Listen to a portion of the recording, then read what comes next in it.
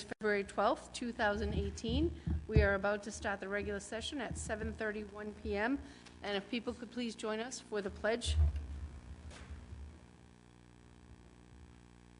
I pledge allegiance to the flag of the United States of America and to the republic for which it stands, one nation, under God, indivisible, with liberty and justice for all. Thank you. Gail, if I could have you for the roll. Council President Healy. Here. Council Vice President Collins. Here. Councilman DeCruz. Here. Councilwoman Gledhill. Here. Councilman Veely. Here. All members present. Moving on to item 4, which is the approval of minutes from the previous meetings dated January 10th, January 22nd, and February 1st, 2018, and item B, which is the regular session of January 22nd, 2018.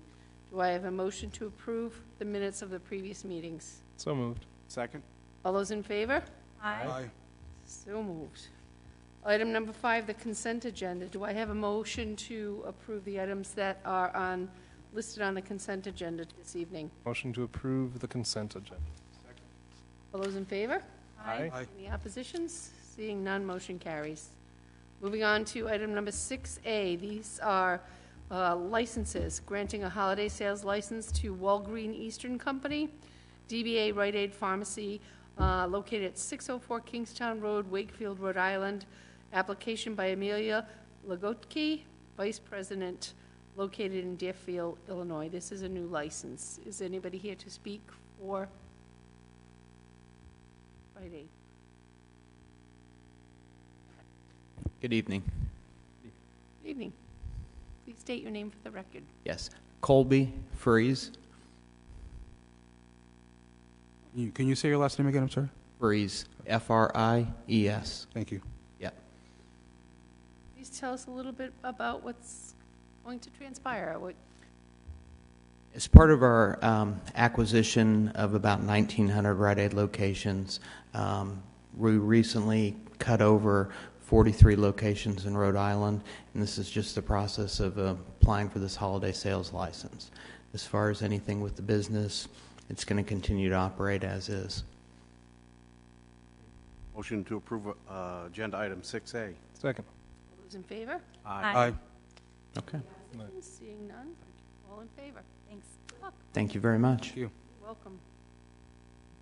Next is a resolution granting a victuallating license to Embersfer, DBA Adrak Indian Restaurant, which will be located in South County Commons, Unit 4, subject to the issuance of a certificate of occupancy and the application by Chirag A. Patel, President of Cronin Avenue in Pawcatuck. Anybody here to speak for item 6B? Good evening. I'm John Kenyon, attorney for the applicant, Amserver Inc. We're here tonight on a few public hearings, but I believe you're handling the victualler's license first. So I have Chuck Patel with me, and he's just going to explain today. Right now, we're just talking about the victualler's license, okay? Do you want to explain the type of restaurant you're going to be operating? Sure. My name is Chirag Patel, and it's pretty much the Indian restaurant. Like, we have currently one in Westerly, Rhode Island, and we're planning to move forward with the second location, which is Wakefield we decide on, and that's why we're moving forward on the Wakefield area, which is the South County Commons. That's a more popular area. We're looking into it. And that's the reason we're moving on to that location that we found. What would your hours of operation be? It's going to be 11:30 in the morning to like 2:30 for the lunchtime, and in the dinner time it's 5 to 10. It's once we opened up, we're gonna be opening up for 7 days. It depending on the business cycle, like how we go through, and we might take 1 day off. If the businesses continue looking good, then we might stay the 7 days. Everybody deserves a day off, so that would be okay. Great. I make a motion we approve item 6B. Second. All those in favor? Aye. Seeing no oppositions, good luck, but don't leave because we have to come back. All right. Thank you. And then we're moving on to item 6C, a resolution granting a victuallating and a holiday sales license to Matunic Pizza Pie Company, LLC, DBA Matunic Pizza Pie Company, Matunic Beach Road, Wakefield, subject to the approval of Public Services Director, and application by Kevin Finnegan. And I did see Kevin, so Kevin, please come up to the mic. How's it going, everyone? How are you? Welcome to South Kingston. Kevin Finnegan, Ocean Mist. We're opening the Matunic Pizza Pie Company across the street. Probably just move forward with Nick and Jen, what they were proposing to do, and just for reasons they didn't follow through type of thing. I'm just gonna continue that process. One little corner of the world down there. Will you be delivering or no delivery? Delivery, in time it'll grow. Another added enhancement to part of the community. Say that again. I said it's another added enhancement to a part of the community. People love their pizza, too. Oh, yeah, no, it's it's all been there for years. Between the market and the theater and the church and the bars. But I miss Tara and Fran. I didn't choose to do that, but and the same thing with Nick and Jen. I just always thought next year they would do it, and I was actually very surprised they left. So, but they left. I was happy to purchase it. Yeah. I see you're using that parking lot for parking right now, too, for you guys in the pub, correct? Yeah, it's kind of good for, I think the synergy or the economy of scales, whatever you want to call it, between the same owner. Like when Mr. Joyce owned both properties across the street, you kind of shared that parking. It's kind of easier to do that, so. What do you think your hours are going to be? The hours are, I actually didn't even look at their hours, but, 11 in the morning till, 2 o'clock, 1 o'clock, not the liquor part, obviously that's a different address. But I think, maybe in the summer times on, certain nights. And will you be seasonal, or are you going to be year-round? I'm year-round. It might take me a season or two, but I don't see any reason why it wouldn't be open year-round. Great. Motion to approve item 6C. Second? What's up? Oh, sorry. I'm sorry. All those in favor? Aye. Seeing no oppositions, good luck again. All right, thank you very much. Thanks, Kevin.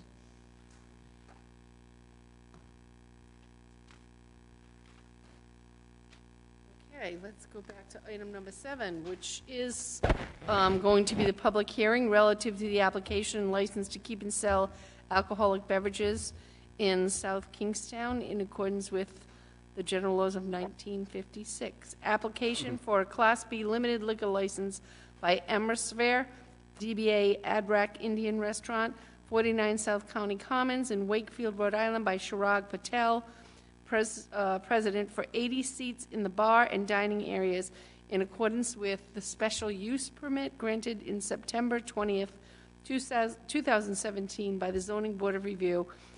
And the said license is contingent upon the issuance of a certificate of insurance evidencing required liability coverage, compliance with all town ordinances and regulations, the payment of any municipal taxes and user fees that might be in arrear in the town, and for the correction of any fire code violations. You go. Thank you. Once again, John Kenyon, attorney for the applicant. We're here tonight for 2 more public hearings. The first is to increase the number of liquor licenses limited to beer and wine by 1, and then the second hearing is to grant it to my client. My client's leasing property at 49 South County Commons Way. It's 1/2 of the bottom floor of Building 7 at South County Commons. As he explained earlier, it'll be an Indian restaurant. I'd like the opportunity to be able to serve beer and wine. We received a special use permit from the zoning board, as the president noted earlier, or in 2017. The property was designed for commercial use, so parking, drainage, lighting, all that aren't issues. We submitted a menu along with the application, along with a floor plan. And again, I'd like to have Mr. Patel just briefly go over a couple questions. Well, the whole idea to have the beer and wine just to say competition and make it a fine dining place rather than having just the restaurant itself. So that's the reason we're just going forward with the beer and wine, just to get the difference between the fine dining and just the regular ordinary restaurant. And Mr. Patel, are you one of the officers of the applicant? That's correct, yes. And is the applicant proposing to lease the property at 49 South County Commons Way? Yes. And earlier you explained your experience in operating restaurants. What were your duties in operating those restaurants? It's pretty much like from the back in the office, from the kitchen area. It's pretty much every area. You just gotta like people. I have the other partners that they're taking care of as well, but it's every corner and every angle. You got something to do. It's not a specific duty that I'm taking care of it, but it's all the angle that you make sure like everybody's doing the right thing, that the food is coming out is correct. And did any of those locations have liquor licenses? Yes, the Westerly have the full liquor license currently right now, and we did no incidents so far. And there were no incidents with that No. liquor license? And you submitted a floor plan along with the application? Yes, I did. Can you just briefly explain the floor plan? Sure. It's the main entrance is like it's a 1.5 space that we getting into it, like F4 and F3 rear. So rear part is like the one that we have this 12-seating bar, and entrance have more half seating, and the bar area have the high chair seating. So when you walk in, you have the tables for dining Yes. in front of you? It's- And in the rear, you have the small bar? Yeah, it's a 12-seating bar with the wheelchair access, like 2 seating for the wheelchair. So that's by the requirement that we had it, and a couple, like 3-4 tables on the bar area as well. And how many total seats are there? It's 80 seating, including the bar stools. And you submitted a menu along with the application. Can you just briefly go over some of your main items? Sure, it's as people like who knows it, the Indian cuisine, their favorite is a chicken tikka masala. That's a favorite item that I seen it in all the restaurants that people are going, that they like. It's the way they made and the gravy. That's what people like about the curry sauce and all that. So that's the main ingredient people look for is the gravy. And does the floor plan that you submitted provide for adequate cooking and storage areas? Yes, they have enough storage area that designated for the alcohol and everything separately from the kitchen area. And does it provide for adequate restroom facilities? Yes. Will you be increasing the amount of signage on the building? No. Will you be increasing the amount of lighting on the building? No. And earlier, if you can just reiterate, what are going to be the hours of operation? The hours operation is going to be 11:30 to 2:30 for the lunch hours, and the dinner hours is 5 to 10. I have no further questions if the council members have any. I have questions certainly, but it's as a public hearing, certainly the audience is welcome to come up to the podium too and address any comments, concerns, or questions for the restaurant. Sure. No questions? Yes, no. Would any, go ahead. I was just going to make a motion to close the public hearing. If anybody would like to come up to the podium to speak to this proposal in the public hearing, now would be the time to do so. Motion to close the public hearing. Second. All those in favor? Aye. Aye. The public hearing is closed. We need to move at this point to item 13A again. I apologize, John, but we might have you come up to the podium again, Mr. Patel. And again, this is a new business item, which is a resolution affirming or amending the town's liquor license rules and regulations under Section 1. The current number of licenses for each class as indicated below would have to be changed by a vote of the council, and this would be for a Class B limited liquor license, which we would have to increase from 3 at this point to 4. I would make a motion that we increase the number of Class B limited from 3 to 4 and decrease the number of Class B victualler from 26 to 25. Second. All those in favor? Aye. Aye. No oppositions? Seeing none, welcome to Wakefield, and we wish you the best. We still, We still- 7A. What's that? Motion to approve item 7A. Oh, well, we have to have As that motion. presented. Do we have a second? Second. All those in favor? Aye. Aye. Any Good luck. abstentions or objections? Seeing none? Good luck. Welcome. Great, thank you. Wish you the best.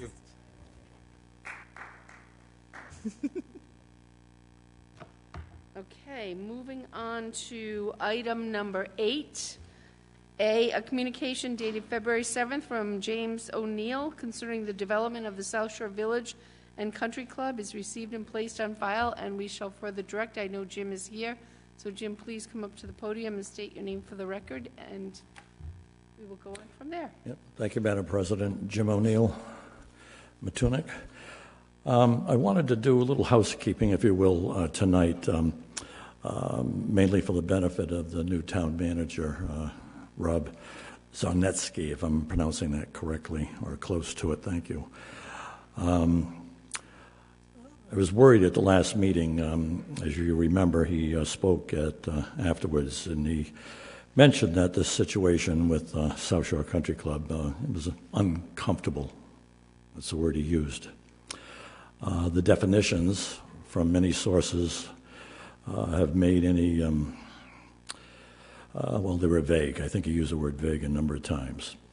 To my way of thinking, with his joining the situation and now investigating it, that the council should have taken a timeout, asked for a moratorium on any further building permits being issued.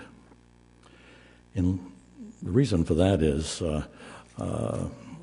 the developer is just continuing to move forward building, and I'd hate to see a situation where he has just got so many units in there, he's going to use that as a defense that we allowed, as you remember, for permits to go through that were illegal.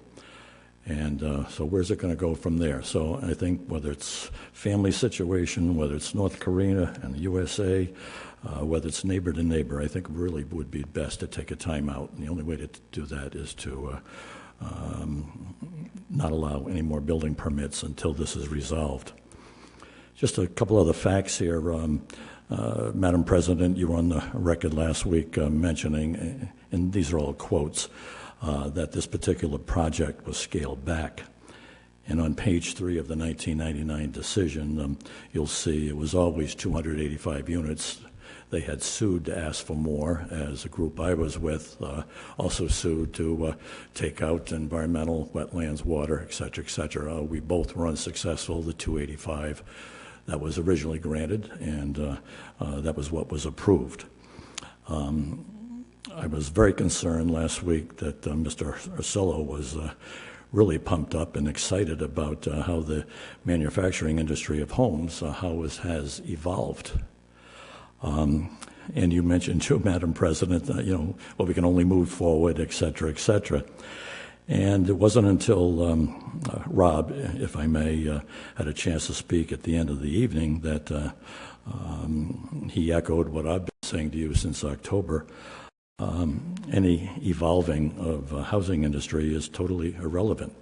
It was what was agreed to on March 23rd, 1999, which reaffirmed the 1982 decision. That's what you have to live with. Whatever the definitions were, whatever the deal was at that time, that's what was vested. Rights, the term rights were used, but that was the vesting period.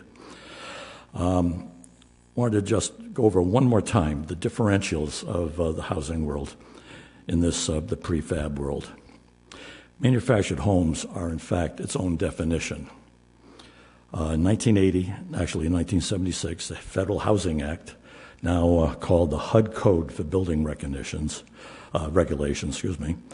mobile homes were absorbed under the definition of manufactured housing. 1976, federal law, HUD. Okay, so that should be pretty clear. Manufactured homes have never lost their definition. They're movable. And why are they movable and removable? They come with a steel chassis. That's what they're all about. They're made 100% at the factory, which is correct, but they're made to all inspection codes at the factory, national, state, and local. No structural inspections are needed. When they hook up, you just need a licensed plumber or electrician just to connect them with the outside wiring. Modular are modular homes. Stick-built are stick-built homes. They are not movable. They are made permanent to a foundation. Then they can become real property. That means they own the land and building, which is another argument we have had here. But there are no steel chassis on modular homes, nor are there steel chassis on stick-built homes. Of course not. Let's see, make this pretty quick tonight. I haven't brought it up, but I think the council needs to understand that there is an unbelievable, serious amount of money involved here. And that's why no one seems to be taking any prisoners. The 1999 decision gave two choices. It's on page 2 and 3. 204 units were to be judged against the 200, what is now almost 300, manufacturing units. The reason for that is 1982 reconfirmed and reaffirmed in 1999 that decision, because there were manufactured homes, not a lot of population, a lot of widows and widowers, they would not subtract out for a net yield ponds, wetlands, drainage, roads, you name it.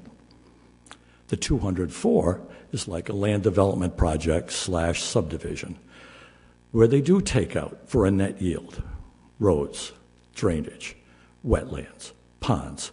So you can see the difference here. We're almost 100 units. So you understand this is a massive sum of money. But that was the deal. 1982, no deductions, and that was the use that was granted. That's what the applicants, and I've given you all that information, that's what the applicants wanted, and they got it.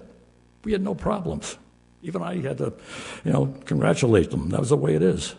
But what they're building something else. And there's proof. There's no bills of sale that manufactured homes have. There's no registration numbers that manufactured homes have.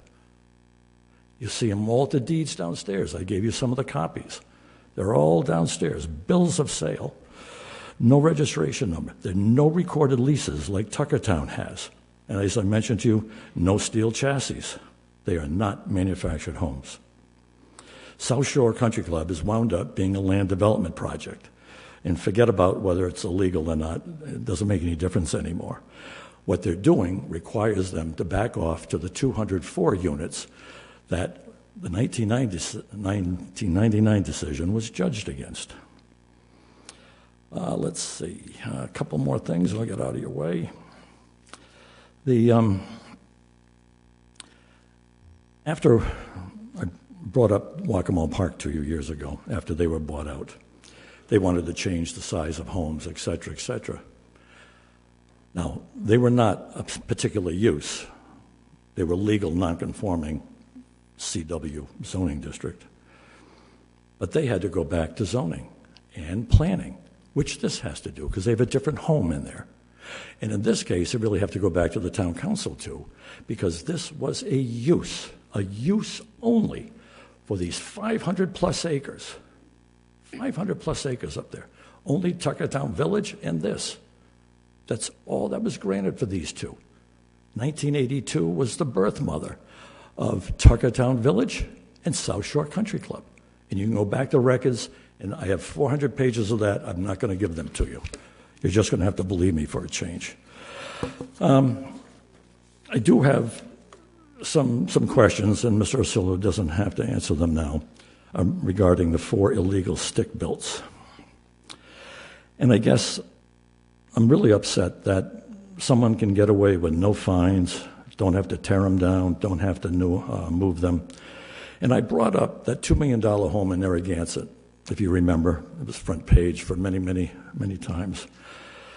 And the zoning board over there, they didn't even have to take it to a Superior Court. The zoning board over there said, hey guys, the neighbor that the house was put on the wrong property, the decision was if you can't work out something, you move it or you tear it down.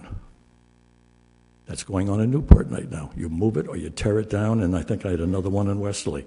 That's what a judge would rule if you can't agree to some compromise in there, if you build on the wrong property. You're not going to wind up taking someone's property for someone else that made the error. So that was $1 million surveyor's error, but still. So the 4 stick-builts, what I'm trying to figure out now is who owns the property that they're built on, because stick-builts can only be built on property you own. So if they're not torn down, not built, now we have some owned property. We should be having leased property. We can't get any answers to this. But yet we paid the ransom to them. As you know, they were allowed to continue. They were allowed to stay up. But we gave them a get-out-of-jail-free card, 4 of them. And that's where I get worried, because Mike has mentioned at the last couple of meetings that, I forgot the exact wording, but he mentioned that we could be looking at litigation, what will be litigation regarding the denial of any further building permits.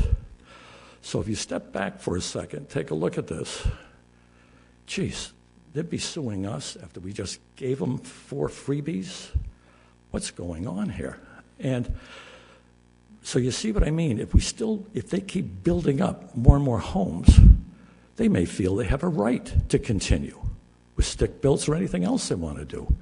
That's why you need to call this moratorium on these permits. So I'm kind of proud that the fact that I've spent all this time, I sniffed this out 4 months ago, and I'm happy we followed up on it, but we haven't followed up to my satisfaction yet. But my question comes down to is just who is guarding the guards. And then lastly, we have to remember here that this issue is about the use of the land, not ownership, not the evolution of housing. It's about what permissions were given in 1982 and 1999. There's really nothing vague about that. And then I'll just end on this last note because, I know Mr. Osello. We have a lot of solicitors around the state of Rhode Island, and they're good people, and they win most of their decisions. But what I'm confused about is that Mike is on record for stating quite clearly that his office job is to defend and uphold our boards and commissions' decisions. That is what we do for the town. That's quote and unquote. Many times you heard it the month ago when Mr. Corley was up here speaking. So many boards make some weird decisions sometime. Could be politics, could be someone who was miffed and talked to a couple of members into joining him, approving or defeating, depending on which side it is. A lot of times that happens. But no matter what, it's his job to defend our boards and commissions, and that hasn't been done. So, thank you for your time, and I really feel that to honor the new manager, that we need to really call a halt to building permits, and yes, you might be inviting a suit. Well, go for it, because can you imagine all the applicants who said this would be no deeds, all leases, personal property? Can you imagine them telling a judge we lied to 5 years of lies to the commissions and boards in South Kingstown? You'll win that hands down, and a lot of money for our schools. Thank you. Any questions? I'd be happy to answer. Jim, I don't, I'm not real fond of your characterization of what's happened to this point. Your letter actually starts off with the town council meeting on the 22nd of January proved that all decisions are made long before the public input is considered. And I take exception to that, and I take exception to you calling into question the integrity of the council. You want me to answer these one at a time? Because the last meeting, I think you saw a number of members of the public come up here and say, the decision's already been made. It's already been made. The decision has not already been made. Do you happen to disagree with the opinion? Well, I'm just telling you I and members of the public disagree with that, but go on. Okay. So we agree that we disagree. Yes. Okay. Thank you. Thank you, Jim. I think I'd just like to point out that we got another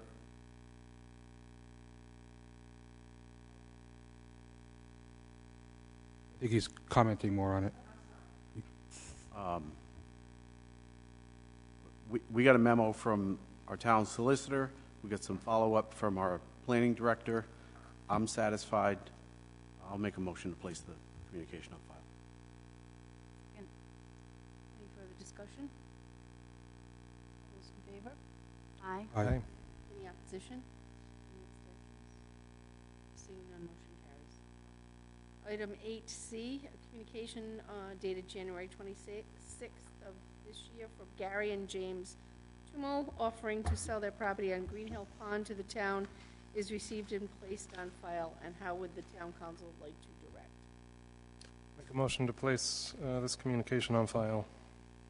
Any further discussion? Second with a comment. I think during the work session, we said that Rob was going to give us some further background on this in the next few weeks. So look forward to seeing that, but I would agree to put this on file for now. Okay, your second. All those in favor? Aye. Aye. Any opposition or abstentions? Seeing none, motion carries. At this point in the process, we are moving to item 9, which is comments from interested citizens. This is the public's opportunity to come forward to the microphone. Please state your name if you do. If you have any questions, comments, or anything you'd like to discuss here with the council tonight, now is your time to do so, and we welcome the opportunity to have you come up forward.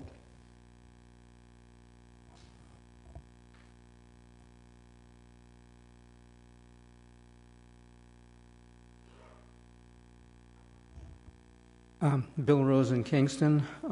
I was here at the last meeting when Jim O'Neill spoke, and a number of people from the town got up and spoke in support of the comments that he made.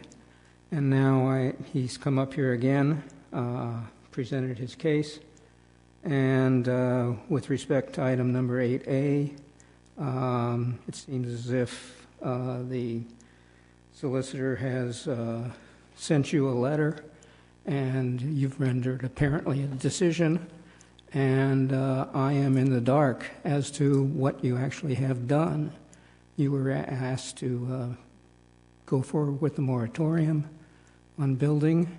I remember the meeting in October when a number of other people from Tuckertown came up here and complained about the situation of the road and safety concerns associated with that.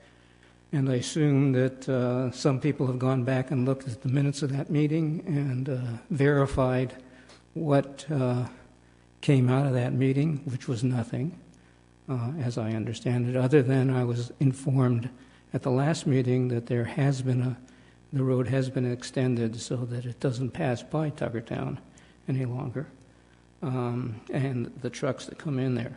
But yet, I'm still in the dark as to where we're going with this. Is the building going to continue there? Are there going to be 285 units put up that are, as Jim described, stick buildings, permanent things that are going to be leased out? Who's going to own what, etc.? Are we going to have some sort of decision, or is the town council going to remain silent as far as the public is concerned on this? I personally, and I won't speak for the rest of the council, I don't think that the town council is going to remain silent. This has been an issue that Jim brought to the forefront, and it was an extremely strong and good issue, and some of his points are extremely valid. And that's why we retained back to Mike Ursillo, and we've had Chelsea, who's investigated it for us. No, they according to the way I deciphered the memo from Mr. Ursillo, they cannot continue to do stick-built properties there. Not being said, evidently it has been done. I can't speak to the legalities of it because I'm not a legal professional, but I know Jim raised the point. I know it's a very valid point. I know Chelsea's been working on this relentlessly. Mike, I don't know if you have anything to add to it. You're correct. There'll be no more stick buildings. The only type of buildings that will be permitted there are those that are consistent with the planning and zoning decisions. And you were asked to consider a moratorium. You decided not to act on that. So the council is not acting on a moratorium. So in essence, I believe they're not going to issue a moratorium. And I see no reason why there should be a moratorium, but that's a disagreement that I have with Mr. O'Neill.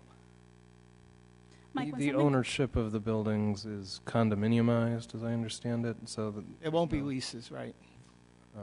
Those buildings are owned. Okay, well, I'm glad that I stood up here because now there has been some clarity. Is the letter from the solicitor going to be released to the public? It is. It's on the site. It's on the town's website under manager reports. Okay, it didn't say that in the agenda. It's on the site. Okay. It's If you go to manager reports, you'll see it. You'll see both Chelsea's letter and my letter. All I basically said was I haven't changed my opinion from all the conversation in the last meeting. Okay, so no vote's going to be taken tonight, or this is just going to lay there for the moment until something is resolved? I don't think that there's anything for us to vote on per se unless we decided we directed this to the town solicitor to order a moratorium. And it's something that comes to us on a communication, Mike. Can we hold a official vote on it other than just referring it to the solicitor or the manager? Or I don't think it's an actionable item anyways. It is not necessary, but you could put on an agenda an up or down vote on a moratorium on building permits there. You know, both publicly and by correspondence for several months I've advised against that. You don't have to have a vote. Madam President, if it's helpful, I'd be happy to describe the status quo. I mean, in the absence of a vote on a moratorium, the policy that will be implemented by the planning department and by the building department here in the town of South Kingstown is to adhere to the special use permit conditions that were put in place when the project was approved in 1999. We won't go back and look for anything outside of the parameters of that set of rights that was established by that special use permit. So we're stuck at the status quo ante, if you will, today, because that set of conditions was established when the approvals were granted. Nothing has changed, and those weren't timed out by their own terms. So we're living under an approval that was granted in 1999. So our policy is to implement strictly that special use permit. Now, Jim is exactly right. There was a deviation from that permit for site built. And that's sort of that's an important distinction. The stick built and partly mobile, partly in 1999 when this was approved, the distinction between mobile and manufactured was not in our zoning ordinance perfectly clear. Jim may be right that there were other definitions in 76 and elsewhere, but the definition that matters is the definition that we put in place to control zoning in the town of South Kingstown.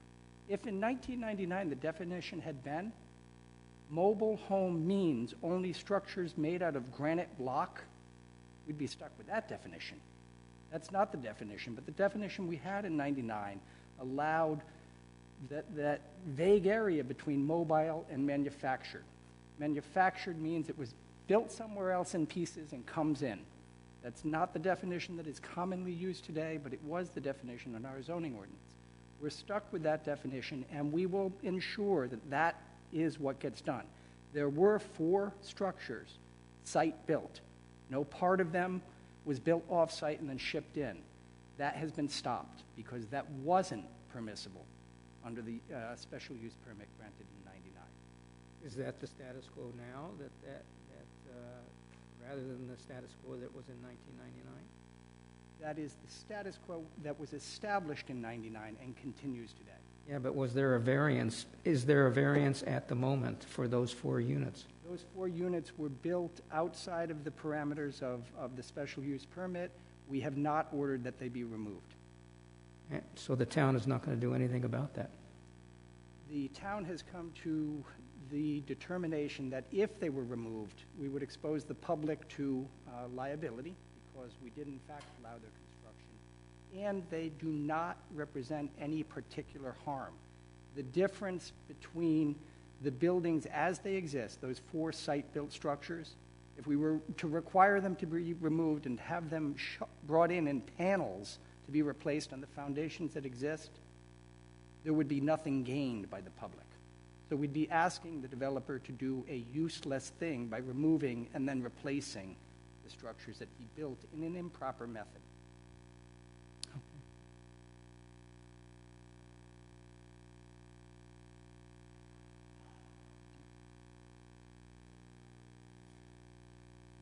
Jim O'Neill, Matunic. So in other words, if no one was guarding the guards, like I stepped to the plate, and we have 300 stick-built homes, then what? You know, this is Mike's definition of 1999, modular homes. Modular homes, I forgot the association began in the 80s. Modular homes don't have the steel chassis. Modular homes are modular homes. They are somewhere between 60 and 90% built off-site. They are delivered to the property in what are called modules, the blocks, and they can be 2 stories, 1. Manufactured homes can only be 1 story. There's a total different definition for both of them. Totally different. So modular homes, you hire construction crews, trusses, outside, detail work inside. They have to then get a full inspection like stick-builts. Stick-built and modular are separate. Those are separate home categories. Manufactured homes can be removed because they have that steel chassis, that girdle that can be picked up and removed again. There's no question that Mike's definition doesn't work in 1999. Not at all, because remember, all the applicants who wanted that approval and that decision said this was an extension of Tuckertown Village. Mr. Landry, who is the most sought-after land use attorney probably in New England, let alone Rhode Island, and I read you what he said the last time. This would be personal property. That's like a car or a boat. That's what he said. This would be leased land. That's what he said. He was the applicant for all the owners.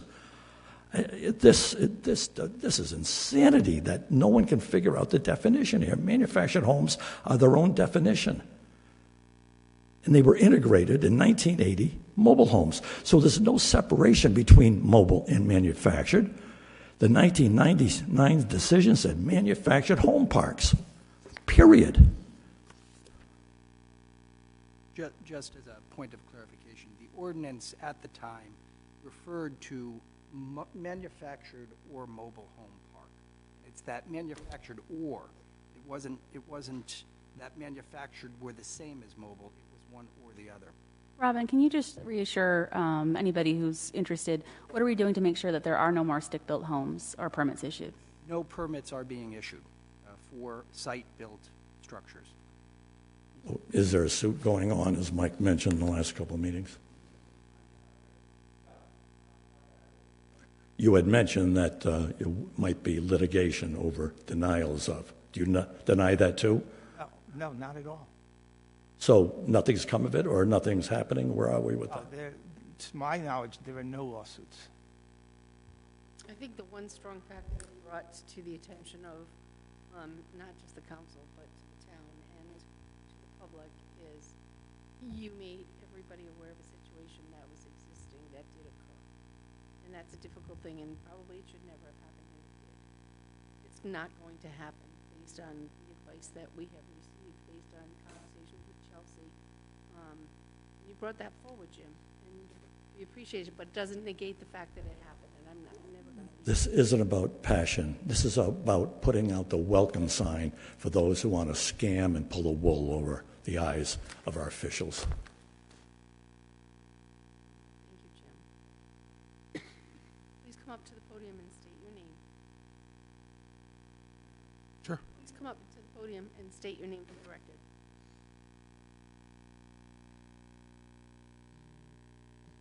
I'm the owner of the development. I bought it outright, and I've been in the business all my life doing this. I built many communities in Rhode Island. Can you state your name, please? Lawrence C. LeBlanc. And I respect Mr. O'Neill's Bill of Rights as well. He should respect mine, what he just said, that I'd pull the wool over people's eyes. I wouldn't do that. I watched, like he did, I observed what happened in the courts, and I also observed during the recession the extension of that permit by the state, and I also observed HUD developers from New York making offers to buy this development for the HUD permit. And I saw an opportunity for people that live in town and people that want to live here on the upper middle class and middle class people. And I knew that if I built the right product, because I got a lot of experience in that, the age-restricted group, I was involved with the Del Webb acquisition with the Pulte Corp. And, I recognized right away there was such a need for that anywhere from Madison, Connecticut to Maine. And that whole corridor is restricted from this kind of a development. You just aren't going to go into any coastal town and offer any kind of project of that magnitude, but it was already approved. And I knew that right here in South Kingstown, in the early, I believe it was the 70s or 80s, the Green Hill parking lot was a very controversial decision that the town took on because a developer from Connecticut bought the parking lot and condoed the condo spaces and sold them. And it also happened in Bonnet Shores with the cabanas at around the same time. They were condoed and sold. Now, does that mean they subdivided the parking lot? It was decided in the courts, it was appealed by the town, and the town lost. That it's no more, a condominium, owning a condominium is no more than being part of a partnership with your neighbors. So you designate the area where you're going to live, and this has been well thought out. And then after this process was introduced to Rhode Island, I built some of the first condo projects. And a lot of laws came from that, like reserves for replacement, fire code things that go on. And, what we did was no different than what was approved back on that parking lot. We condoed the airspace around an area that would be exclusive to an owner. Now, right now, in that development, we can build a total of 303 condominium homes, or lots, I should say, with a house inside the lot, the same as you would put furniture in your normal condo where you have the airspace within a building that the whole association owns. And that's the reason why you have to have reserves for that kind of a building, and you have to be substantially complete in that building when you go to sell a unit, because in the past there's been failures and people were living in an empty building. They had a house, an apartment, or what do you call it, a condo. And we don't have that. We don't have to be substantially complete. We can sell a home which is covered by our decoration. It covers all the restrictions, and it's very well managed, and it's going to be managed by the folks that are buying in there. And we have quite a list of people that's already bought in there. In fact, they own 10% of that development legally. They closed and they own 10% of that development. And they want the rest of their amenities to be provided. And I will do just that. I will provide an amenity that is comparable to anything you can buy in a Del Webb project. And it's going to have a golf course, and that will be another issue at some point where somebody will be talking about how that golf course should be managed. So Mr. O'Neill has got onto this thing with his energy and everything, and I sat back and felt that, he's passing a Hail Mary 300 yards with no receivers. And that's where it's going to end up, because if this goes the other way, it's not going to be a nice thing for for, me. It's not going to be a nice thing for the people that live in there. It's not going to be a nice thing for the people in town that are working there. And contrary to everything that he said about this project, it's been well opined on by major law firms for banks. And they feel that we have the right, and I didn't go through the approval process. I just observed it like he did, and the battle that went on back then. But I bought in this thing, not as a fool. I bought in this thing because it was legal, and I was told and opined by large firms. And also the banks did that. And then now the people that live there, we have quite a list of professionals that have, there's already 8 nurses living there, and we have 2 human resource persons living there that work for Textron, and we have other people, a judge, family court judge, and we have people from out of state that want to settle here after working their whole life, paying top taxes, They're not people that are super rich that don't pay tax. They're not people that, they work very hard. And they want to contribute to this community. And the reason why I did the stick bills is because I applied for them because the people who were buying in there wanted a 10-foot ceiling in the houses. You can't get a 10-foot ceiling under 95. It's the most you can get is what we got there from Grits Homes. It's not 10 foot. Sir. And they wanted more glass, and they wanted more openness. And the houses that were coming in, it was limited what I could do to address that market. I didn't build 4 stick builds. I built 5. I got a model in there that's sold, and it has a CO, and I have 4 other. And that gentleman bought the model because he wants his mother to live there. 2 years from now. Excuse me, sir. Thank you for coming. It's great to have your point of view spoken at a meeting because we've heard a lot over the past months. I have here the people that represent the workers in this town, and I'd like the Arnold family to address this issue too about why are we paying taxes in Pennsylvania and not given the work here to build the houses. And I can build a modular myself. I don't need to buy in Pennsylvania. And I have an appeal to the zoning board right now for the stick build because I had to do that. That's required under my agreement with my bank. Now, I will drop that if I can do my own modular. Right. Thank you.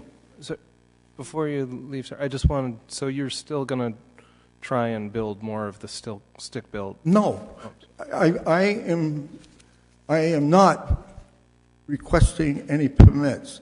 Now, I relied on the town.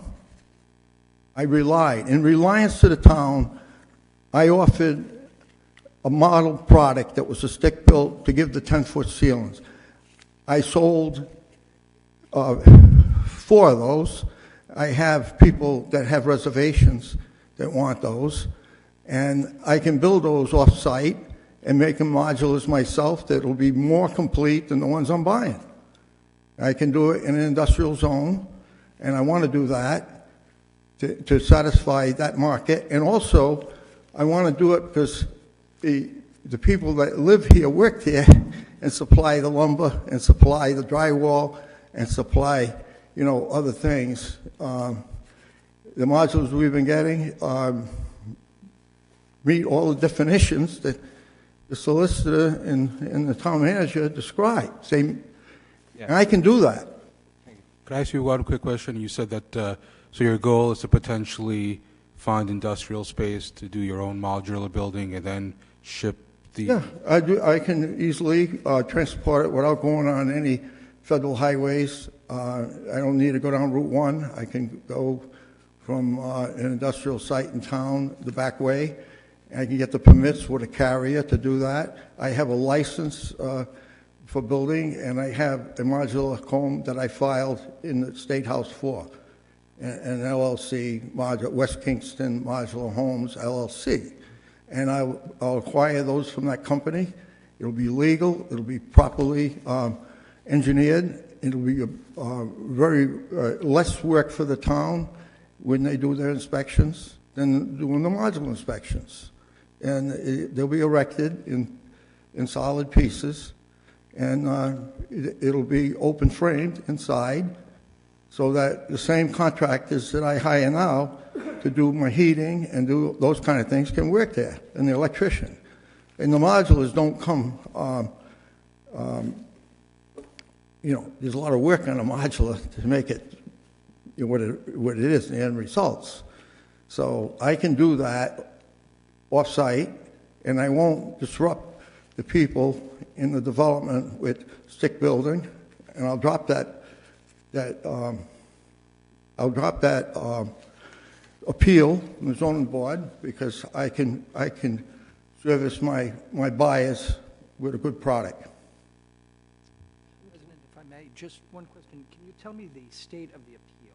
You've appealed to? I appealed to the zoning board. I'm appealing their decision to the zoning board. I appealed this, not the decision the zoning board made, but the decision the town made to not issue any more stick-built permits. It's an appeal from a decision of the building official not to issue site construction permits. Okay. And I did everything in good faith, and I relied on the town to help me with my permit process and also my inspections, and they were outstanding performance with your building department in very thorough inspections. Can you describe the inspection process for the modular homes? Well,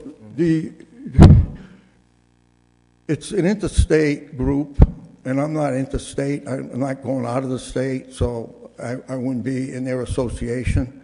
But what happens with a modular is anything that is enclosed that you can't see gets inspected, and in the factory by an outside consultant, and then the town takes over when they arrive.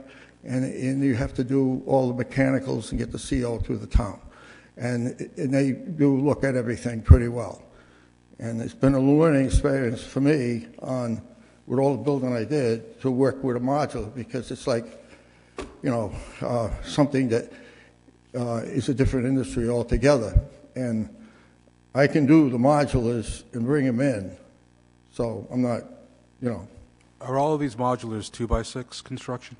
Yes, I have a consultant engineer, local engineer that I commissioned to do the work on just doing that, going over the wind loads and all that stuff. And I have an architect that also has those degrees, and the stick build meets all the loads, modulars meet all the loads, and when you fasten to the foundation, depends on the uplift of the building. And we require to put in certain anchorage for those houses. Thank you. Thank you. Do we have any other comments from interested citizens? Please come to the meeting, state your name. Yes, Murray Gates from Kingston. With all due respect to the last speaker, the developer, there were many stakeholders that he'd mentioned. The stakeholder group that he forgot to mention were the townspeople. And I think the townspeople, what they expect out of this process is that there's a compliance with the applications that come before our town's boards. This was clearly in non-compliance. So we have a developer applicant who is non-compliant, continued with building, and then we had a town that failed to uphold the application and the terms of that application. I'd normally say, where's the accountability? But our town manager position has turned over, so I think we don't necessarily have any place to go other than to our new town manager and administration and say that there's a lesson learned here. We have to be much tighter in our management of our processes in our organizations. Ultimately, it falls with you folks to make sure that the town management works correctly and the governance of this town. So there's a little bit of culpability here. I'm not asking for heads to roll, I think we've already had a successful transition into the new town manager.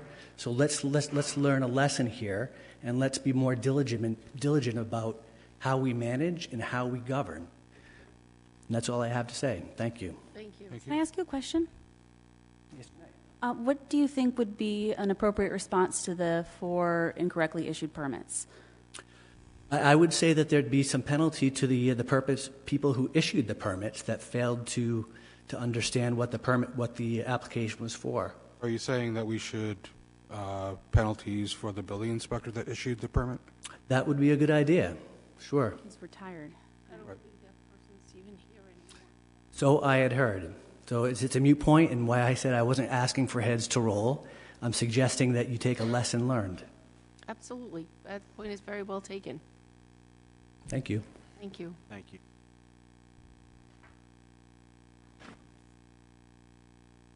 Hi. Hello. I'm Allison Arnold. I'm one of the owners of Arnold Lumber Company, and I'm just kind of speaking and I'm very nervous because I don't do this in general. Don't be nervous. Don't bite. But I'm coming to you as a resident of the town of South Kingstown, a business owner, and an employer. I have 200 employees whose jobs and families depend on me. And I just wanted to come and kind of speak to the character of Larry and this project, because I heard a lot of things being said and assumed on the reasons he's done things and the legality and how he's trying to push things forward. And I just wanted to make a few points that speak to what he's explained to me throughout all of this. Obviously, I am one of the suppliers of the building products that go into the buildings, whether they're modular or stick-built. We have a relationship for the entire thing. So I just wanted to make a few points. From what Larry's described to me, this came up. He wants to do everything he can do to comply with the specific types of homes that were originally approved. He did not go forward to try to slide one under or anything. He was trying to make his customers happier. At this point, everything he's described to me, he's looking to move forward with the same type of construction that was approved in the beginning stages of the project. Rather than push for what would be in his best interest as a businessman at this point, he's looking to serve the best interest of the community by coming up with a way to fall into the exact parameters and keep jobs in our state.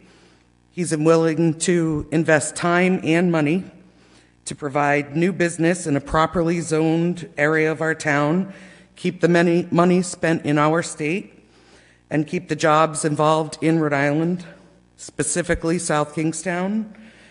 Rather than purchase these modular homes from another state, he has spent so much time trying to figure out how to do this himself, not litigate. He wants to comply. And his movement to manufacture the homes off-site and utilize local supplies, personally for my company, will allow me to employ 2 to 3 more families in this town, in this state. And his way of doing things, and since these 4 stick-builts have been discovered or brought to attention, which he's trying to fix, provides jobs for potentially 100 people within our community, within our state. And quite honestly, I don't know what's better than that. And I'd personally like to give him credit for doing things the right way and trying to keep everything local. So. Thank you. Thank you very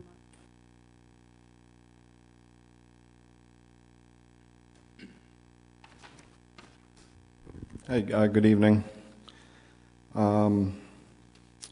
So Jonathan Daly LaBelle, I wanted to, first, I guess, welcome the town manager. It sounds like he's learning about South Kingstown fairly quickly.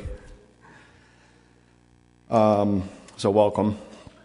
So I just want to talk, but I've got 5 kids. 3 have gone through all the way through public schools in South Kingstown. One's now graduated college, 2 are in college. I'm wearing the sweatshirt of one of, we're going at Rick. Yep. And so I've got 2 at the high school. So pretty invested in the school system. I live here in town, been active, and so, invested in the community too, I think. So I'm very light, I resigned from school committee. I had 4 years on the school committee, and that ended up being enough for me. So very lightly been following the legacy visioning facility study that's going on over there. So I'm kind of coming forward with some knowledge, but not someone who's been immersed in it, but have some experience. So I guess I have a few thoughts. One, my first primary thought when I look at some of the plans that are coming out, some look quite disruptive, and they seem like it would be a major move away from what South Kingstown has valued and stood for. So I want to voice that as a concern. That doesn't sound like a good route to go from my perspective. Some of those plans, and I guess all the plans, have a high cost of bonds, in the tens of millions of dollars. And, I guess people are following, but to what I'll just say, it's adding on to some schools, closing others. I understand the concept of trying to gain efficiencies. They're trying to look at that in a critical way to have more supports. But it is a major expense, and I'm just wondering, I haven't really seen it anywhere. Do we know what the cost of those bonds are? What they would be? I can't answer the question specifically, aside to say if we deal with A, B, C, or D, then there would be a cost associated with each one of them. It could be tremendously expensive. A lot. Debt service will depend on that. So the short answer is no, there aren't specific build plans yet, so it's impossible to tell what require in terms of debt service. But just a number that is out there and worth knowing, for every $10 million that we bond, the first year cost on debt service, that's principal and interest, assuming something like a 3.9% interest rate, is about $800,000. For every $10 million, it costs us about $800,000 per year to pay the principal. Okay. Are those bonds generally fixed, or they can fluctuate? Really, we don't know enough about the debt yet to know what the bond would look like. And when we do this matters, if we're looking at a high interest era, the rates are going to be higher than if we were where we were last year, and hopefully will continue to be for a while in terms of interest rate. Okay, and so again, I've been lightly involved, but I'm concerned with that sum of money. So, and I'm sure you are too. But I guess I'm just, as the town council representing the town that I live in, I hope that you can scrutinize that and help the school committee scrutinize that. Okay, so I know the school committee. I think I know they'll be passing a budget independent of this whole process that then ultimately you approve at some point in the next few months. But does the town council really have a formal role in this process in terms of approval or vote or anything? What do you mean in terms of the A, B, C, or D? Or are you talking about something different? The facility study. Okay, so we don't. That vote is for the school committee to make. Okay. But at the end of the day, any bonding that would happen to go to referendum for vote would have to be also approved by the town council. Okay, so We'll have to relook at their capital improvement plan too, once they pick it up. In terms of, you were on the school committee, so I know you know this.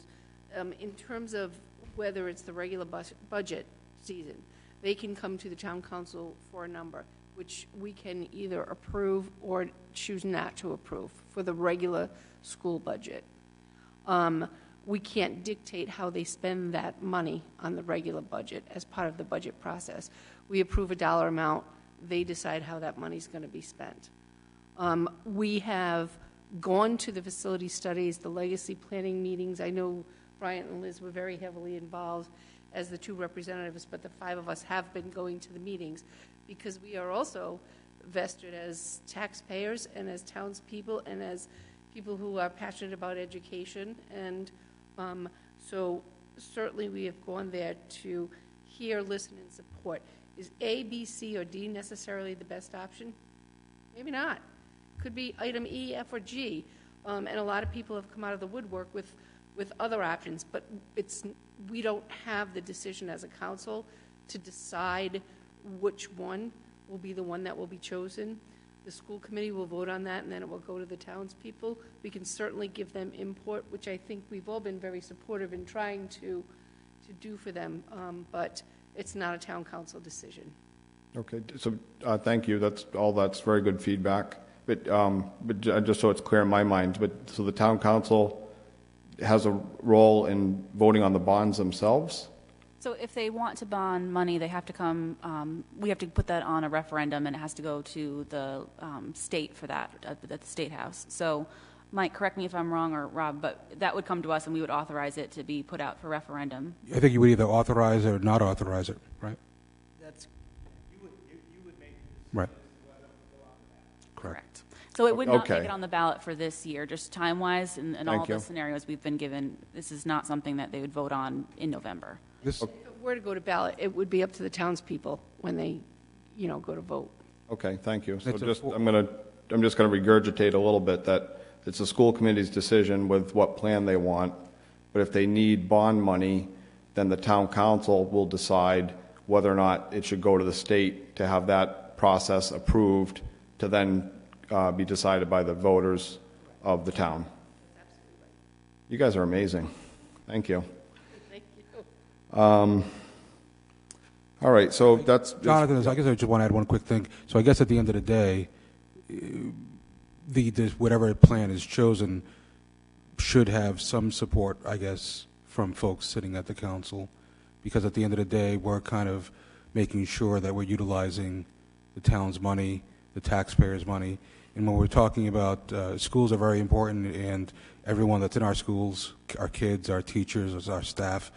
But at the end of the day, we also have to be cognitive that we have 33,000 people in our town that we have to be the watchdog for at the same time. Thank you. But the other thing is that you have to also remember that the Jacobs report came out, and there's a lot of deferred maintenance with the school buildings that would have to be addressed regardless of whether or not we had option A, B, C, or D.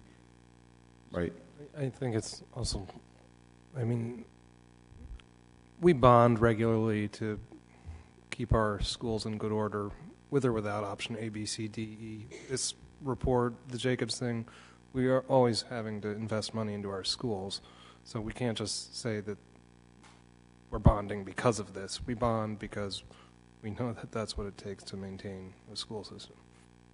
Yeah, I think that's a good point, because some of the conversation I've seen, and this stuff gets in the weeds. I have some knowledge, but people who aren't involved in this every day or follow it too closely, I've seen some comments where, well, the money is needed to repair the schools, so we need to go for all this money. But I think that's a clarification that that's not necessarily the case, because I know I looked at the capital improvement program, and it could be a bigger number, certainly, but the number I saw was around $8 million in terms of if everything that needed to be done in the schools as they stand were done, it was in that ballpark. Now, I know when stuff goes out to bid. I just want to caution you with the Okay. capital improvement plan this year we knew it was a little bit more of a placeholder because we had to wait for this study to I referenced back a couple so I don't years. want you to hold. Okay, good. Yeah, yep. I looked like 2 years ago when they were. Yeah, yep. Thank you. Okay, so yeah, I think that's a good clarity. So I don't know if they have enough information to make a decision tomorrow night, but in my mind, and I've seen some conversation, whatever decision is made, if a decision is made to do something, it's really just that's the start of the process. So, and just I know you're aware of, and you think about the comprehensive plan. I saw some conversation about that, which I appreciate. So I just want to give voice that the town does have a comprehensive plan.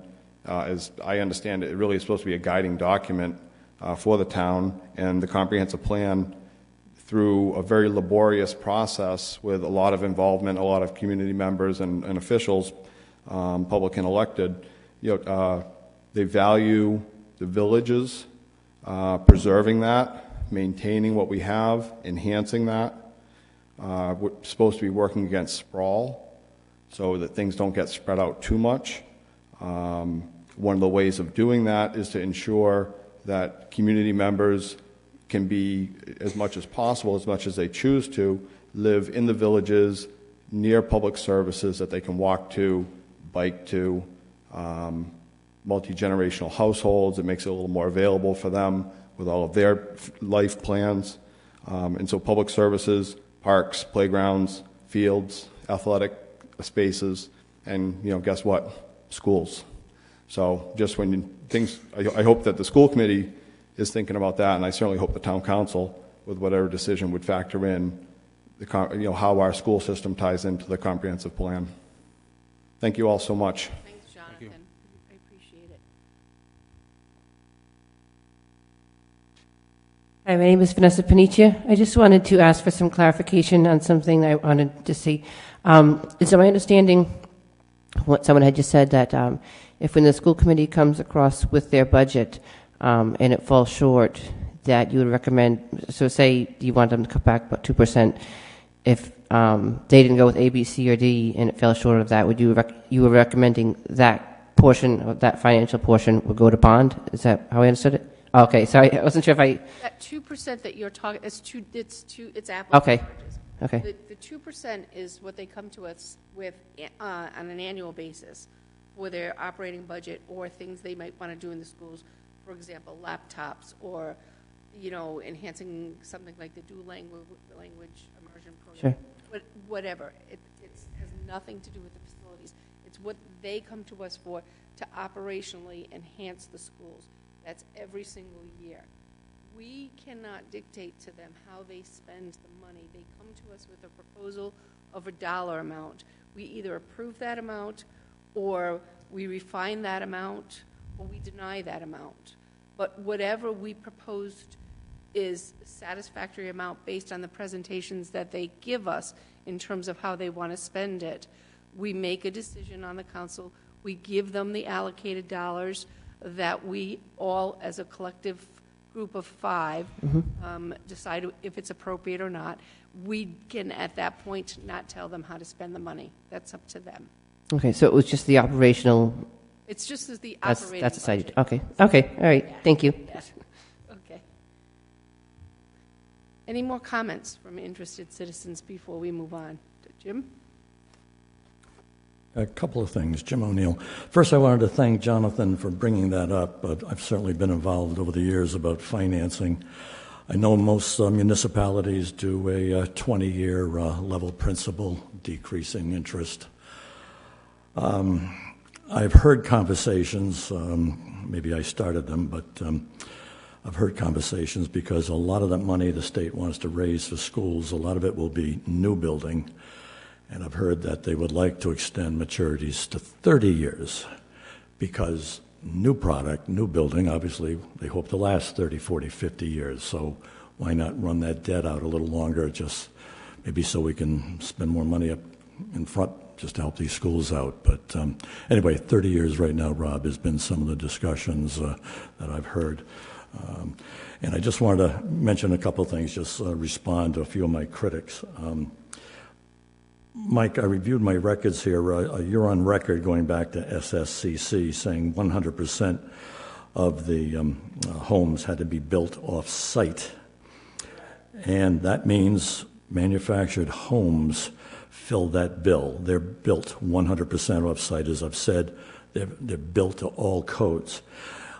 We heard Mrs. Arnold, and I'd like Mrs. Arnold to know that I have sent tons of business to her company for the years that I've been a realtor. I've bought all my pickup trucks across the street, and I'm upset she doesn't realize that she has a lot of friends. Her Arnold Lumber Company is a great company. I remember all those phone calls in the old days with that elephant and lumber. I remember that reception at the other end of the line, and my family and I, we've always done business with them. But she said something you should pay attention about. She said they're doing a lot of business with SSCC. As I've told you, a lot of the construction is on site. And that's what modular homes are, or stick-built. Doesn't make a difference. I mentioned to you anywhere from 60 to 90% of modular are off-site. So everything I've said is right on the money.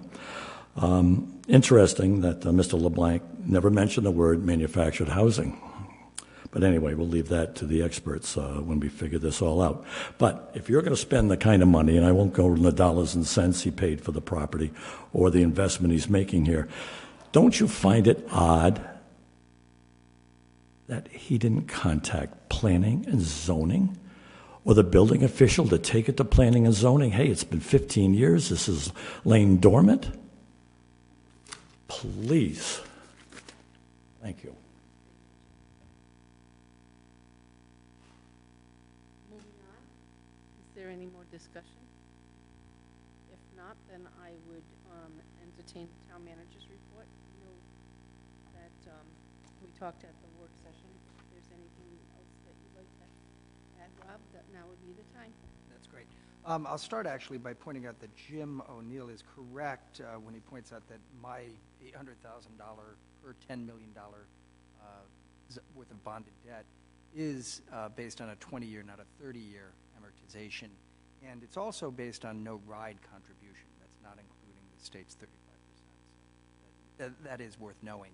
There are ways to structure debt so that we can afford to do what we need to do with the schools so long as the plans make sense, and that is important for everybody to keep in mind. I would, as a matter of just general report today,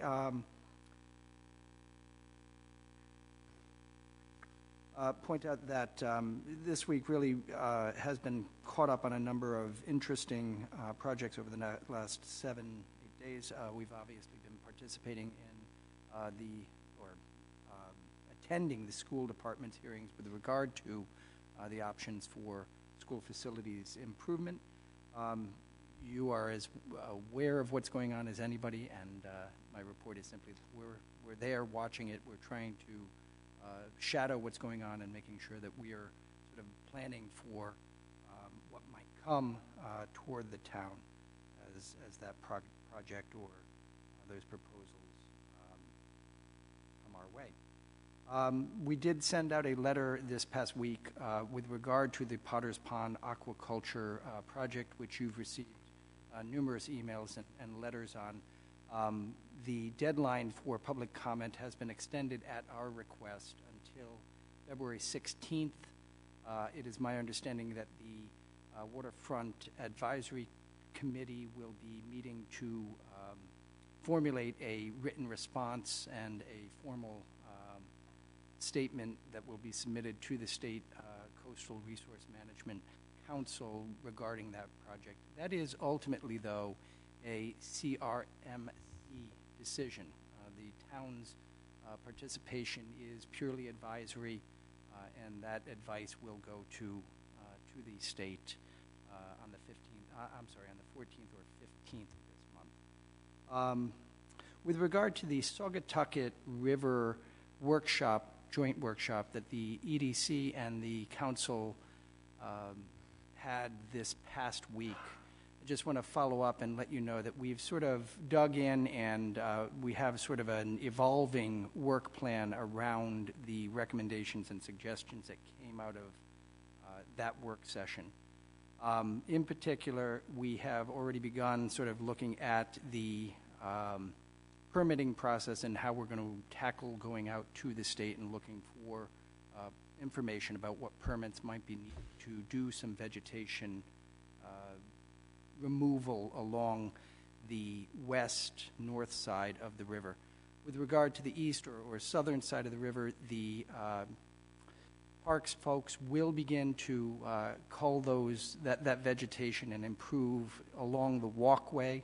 on the Main Street side of the river this spring, and we should see, significant improvement. Whether we can keep the bushes back over the long haul is something that we'll have to learn as we go, but we're at least going to beat them back this spring and start seeing more of the river from the Main Street side. Are you planning on looking into what it would take to remove the milfoil or whatever other type of invasive plant that is in the water? We haven't devised a strategy, but yeah, it's worth our looking at, and we'll be looking to generally just improve the scenery down there. Frankly, it's really just a beautification project at this point. We have reached out to, I've spoken to the folks at the trust. The black fence that's down there is unsightly, and it's interesting. There's some breaks on the town hall side of that fence already. That fence is not continuous. And I'm wondering whether or not we can remove more of the fence without increasing our liability to an unreasonable extent. So that's a conversation we'll have with the folks at the trust. And if their advice is, yeah, you can get away with some removal, then we may have an actionable item that should be discussed at a future point. We also reached out to the Chamber of Commerce and revived an idea that the planning department and the town manager's office, I understand the director of administration had worked to develop a application to improve the Main Street side of things with some signage and this kind of thing. That application was not successful a few years ago, but the Chamber of Commerce has expressed interest in working with the town to file a joint application and go after it again. And that seems to be fairly low-hanging fruit, and we're intent on doing that.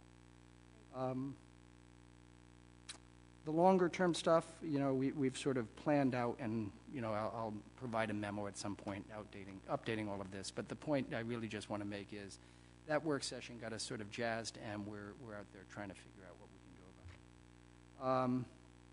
Coming back on a previous meeting's referral with regard to the parental alienation resolution request that came in. That request was referred back to my office to find out who's done a resolution in Rhode Island. The answer is nobody has done a resolution in Rhode Island. That request has not met with success with regard to resolutions. There was one mayoral declaration out of Warwick. There has been no gubernatorial resolutions or declarations, so it hasn't met with a whole lot of success, and at this point I think the one that stands out there is very different than the one that was submitted as I remember it. So if the council wanted to do anything in and around that resolution request, it would need, I think, substantial revision from what was submitted. But beyond that, there's nothing else to report. Thank you. Over to you, Mr. Town Solicitor. Unless there are questions, I'm all set. I have a question for you, Mike. Can you just clarify for us? I think our charter prohibits us from interacting at the employee level with the town staff, like what we were talking about earlier. If the building inspector made a mistake, we as a town council can't get involved at that level. The only employee technically that we manage is the manager, correct? So it's ultimately up to the manager for the disciplinary action and all that sort of thing. Right. But certainly you as a council can have conversations with the manager. Oh, of course. Any of this, but then it goes through the manager. That right. Okay. Thank you. We're on to appointments. Item 12A. Do we have any appointments, resolutions for appointments? Make a resolution to appoint Paul Higgins to the Bicycle Pedestrian Advisory Committee. Second. All those in favor? Aye. Any opposition? Abstention? Seeing none, that is an appointment. I think we decided that we were going to hold on the EDC because we have one more applicant. Correct. So, great. One more interview. Yep. And then we'll make a decision based on the next meeting when that interview is incurred. Let's move on to item F on page 6. Hey, John, bring us home. You got a lot on this tonight, a lot of things. A resolution authorizing the town manager to execute a grant agreement for the Matunic Beach Road Stabilization Project entitled Matunic Beach Road Stabilization Sub-Recipient Agreement by and between the Rhode Island DOT and the town of South Kingstown. It's further described in a memorandum from the Public Services Director to the town manager. It was dated January 30th of 2018. Grant authorization. So this is really just a housekeeping issue. When we got the grant from from DOT to construct the Matunic seawall, it required a resolution from the council. So we're kind of retroactively asking for that now to check all the boxes. Motion to approve item 13F. Second. All those in favor? Aye. Aye. Any oppositions or seeing none? Motion carries. Moving on to G, a resolution authorizing the town manager to execute a grant agreement with the Rhode Island DEM for funding of an Elgin waterless street sweeper, and that's been further described in a memo dated to the town manager on February 5th of this year. So this is, both this item and the next item relates to a grant application that was made by the highway superintendent for a second sweeper. We purchased it's called Regenerative Air Vacuum Sweeper. It comes with a number of names. The purpose of this sweeper is to get more fines versus the traditional brush sweepers. So we were successful again in another grant application. So the first resolution is authorization for the manager to sign the grant, and the second resolution is for the purchase of the sweeper. Motion to approve item 13G and H. All those in favor? If I have a question? Go ahead. Sure. On H, the availability of funds, I noticed that we have 120,000 was budgeted in 16-17, 120,000 in 17-18.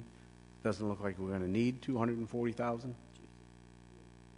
No, but half of the 263 is a grant. That's correct. We asked for the second year of funding. That was before we made the grant application, right, which was this July. So we'll take that delta in funds that we're not using, and then it'll go back to the Highway Division Equipment Reserve Fund. For 5 equal payments? Or? Is this the street sweeper that has that giant wire brush? Yeah, the old sweeper, and they still have brushes, but the new ones have a vacuum system to capture the fines. Gotcha. So the new one that we purchased a couple of years ago, that's the white one, and the older technology one is the yellow one. Yellow. And I actually like to point out, I think that, I don't know what your trade-in value was, but I think it's smart to keep it for, parking lots or whatever. So, great. What a call if you have extra brushes. So. Well, do we have a motion? You got a motion? You had a motion already. Second. Second. All those in favor? Aye. Aye. No opposition? Seeing none, motion carries. Next is a resolution for the purchase from CN Wood of Merrimack Street in Woburn, Mass. We did, okay. No, actually, I think they just approved G, so we need one for H. G and H together? Yeah, that's what I did. Okay, then we'll move on to item I. That makes this better. A resolution authorizing an amendment to the award of bid granted on May 23rd of 2016 to Republic Service of Airport Road and Fall River for the regular refuse and recycling package at the unit cost per pickup bid, and for the period of July of this year through June 30th of 2019.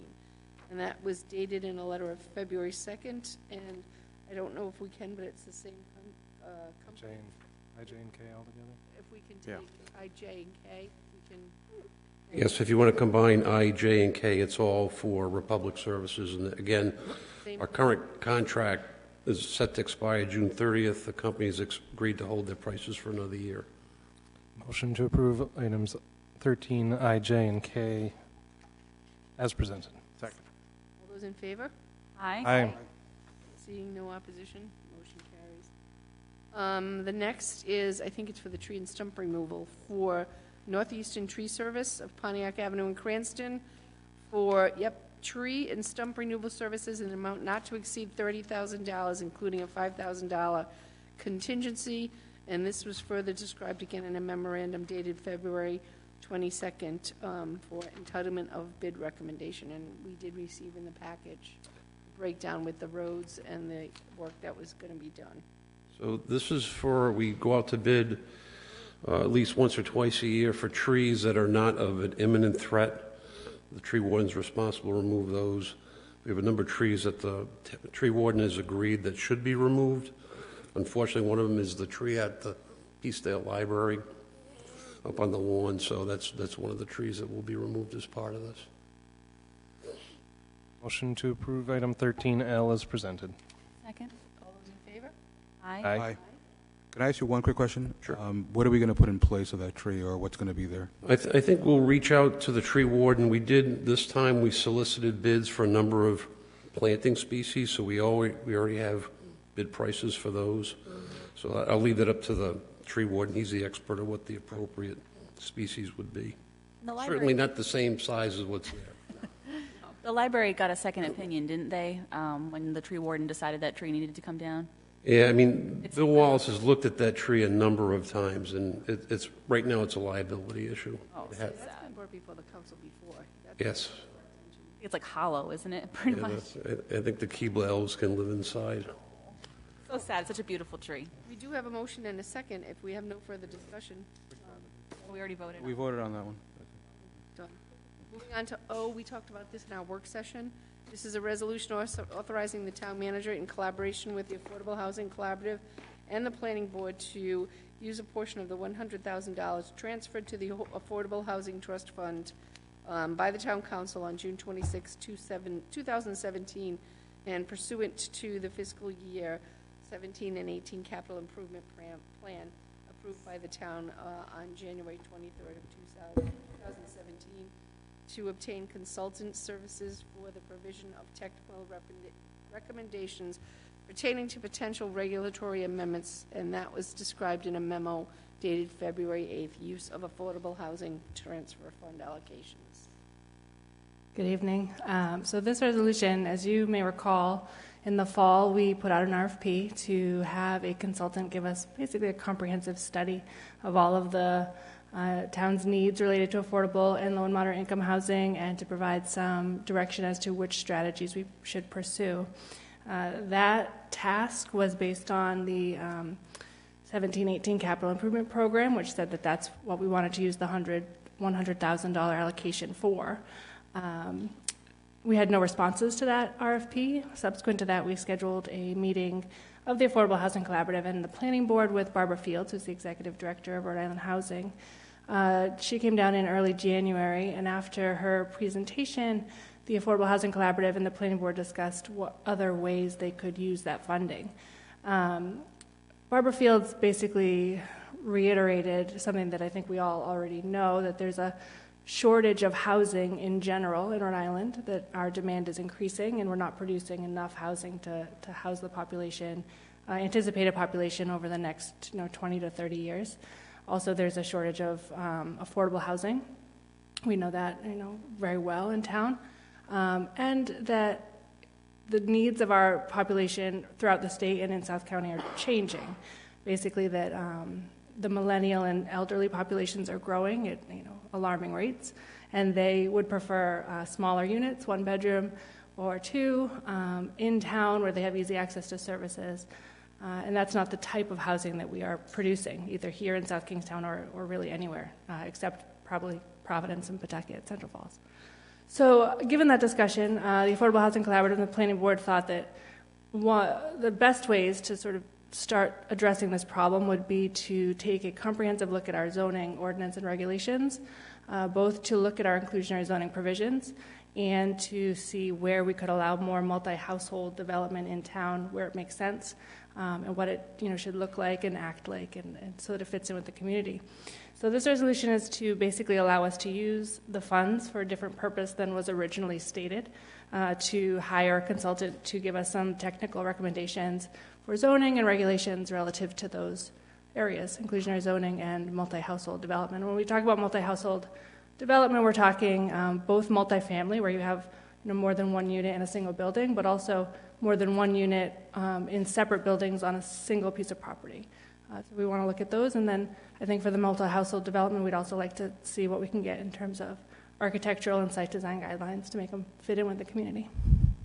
So are there plans to integrate sort of this work with what the EDC is doing, reaching out to the commercial highway district and Intensity? Yeah, I think they will be simultaneous processes, but they should feed each other, right? So if the vision for Old Tower Hill Road and the commercial highway district comes out with, yes, we want more, mixed use here, we want higher density, then it would serve us to use, one model in that, if there's recommendations that come out of our housing study, then use those and carry them forward into commercial highway and sort of vice versa. I don't think that they will be, we'll have to see sort of how the timing lays out and how it plays out, but certainly they should match up. I think this is a great second or alternative use for the money that we sort of earmarked for affordable housing. Any idea approximately what we're going to be paying for this study? It's hard. It's really hard to tell. Zoning study, from my perspective, I really wanted to look at every aspect of our code and the zoning ordinance and the regulations, and be as innovative as possible, and also come up with architectural and site design guidelines, and that for me is hard to cost out. I think it could be anywhere from 30 to 60, depending on how in depth we want to get. But it really is. It's going to depend. We're going to have to just, I think, see what we get. I'm very excited about this. I think it sounds great. Yeah, I think it's long overdue. So. Definitely, and it sounds like it's much more targeted. We'll hopefully get some responses on that RFP. Yeah, I think there are definitely consultants in Rhode Island who do this work, partner with good architects, good lawyer teams to get this done. So I think we will definitely get some responses. I think people will be excited about this work. No one else is really doing this in Rhode Island. I also, from my view, I want it to be, village specific. So I think that's an exciting thing for, planners and architects to think about, right? So what does it look like in Wakefield versus Peacedale versus Kingston? And I think that, that aspect of it will draw some interest. Motion to approve item 13O. I'll second, and I just had one more comment. I don't know if there's any potential for grant. We talk about being the only one in Rhode Island that's really approaching this. I don't know if there's any grant opportunities for these types of things. I'm happy we allocated that money for a reason, but if there was anything out there that might help. There isn't anything that I am aware of currently. I know in the governor's budget there was an allocation for technical assistance for municipalities. I think that was more related to the processing of applications, similar to what they did with the building permits. But there aren't really any details on that yet, so I'm trying to keep an eye on that. The funding that historically came to municipalities for this type of work came through statewide planning from the Federal Highway Administration, and they put sort of a stop to that use of funding a couple of years ago. So there hasn't really been anything recently, but we have our eye on the pulse, so we'll see. Thank you. Oh, you do. Do we have a motion and a second? All those in favor? Aye. Aye. Aye. Any opposition? Abstention? Seeing none, motion carries. Do I have a motion to adjourn? So moved. Do I have a second? Second. All those in favor? Aye. Aye. Meeting is adjourned at 9:14.